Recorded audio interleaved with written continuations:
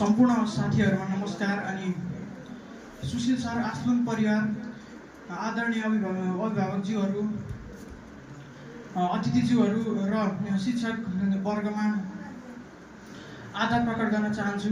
आजको यो घडीमा मैले पनि एउटा कविता वाचन गर्ने सुनौलो अवसर प्राप्त गरेको छु। यसमा म आफूलाई धन्य ठानेको छु।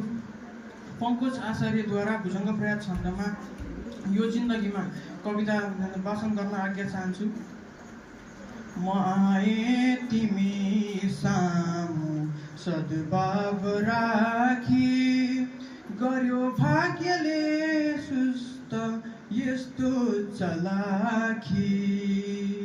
फुले फुल यो चित्तको आँगनीमा, तिमी बासना झैं फुल्यौ जिन्दगीमा।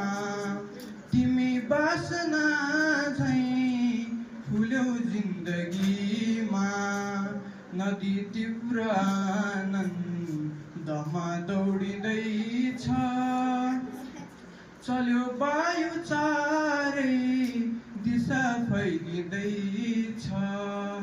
छ आकाश नक्षत्र छन् बाहुलीमा, तिमी चन्द्रमा झैं फुल्यौ जिन्दगीमा। तिमी चन्द्रमा झैं फुल्यौ जिन्दगीमा। थियो एक टुक्रा कुना कन्धरामा, थियो पङ्ख विश्राम गर्ने चरामा। बज्यो दिव्य गाना झिनो बाँसुरीमा, भयौँ तालमा ताल यो जिन्दगीमा। भयौँ तालमा ताल यो जिन्दगीमा। कतै भाव पोखिन् छरातो मसीको, सधैँ लेखिएला कथा उर्वशीको। म लम्केर आफै छिचोल्दैछु सीमा, तिमी प्रीत हौ सानो यो जिन्दगीमा। तिमी प्रीत हौ सानो यो जिन्दगीमा। गरे आज मैले झिनो एक दाना, स्वयं काव्य हौ काव्य की हौ निशाना।